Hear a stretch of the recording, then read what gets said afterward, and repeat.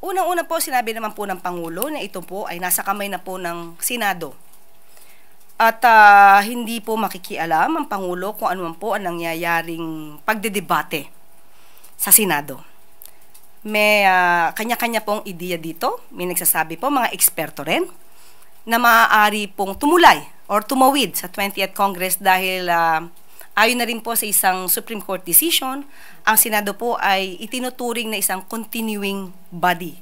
So, hindi naman po siguro ito i-describe or ika-characterize ng Supreme Court na continuing body kung parang nakukonsider siyang na-terminate na o nag-expire na tulad ng House of Representatives. Pero kung ano po ang idea ng Pangulo patungkol dito, una po, maliwanag din sinabi ng Pangulo na impeach na po si VP Sara, kaya po hindi niya po ito papakialaman, wala po siyang anumang gagawin patungkol dito dahil lahat po ng mangyayari ay nasa Senado na po. Kung matuloy po o hindi matuloy ang impeachment, mukhang hindi na po yan sakop ng ating Pangulo.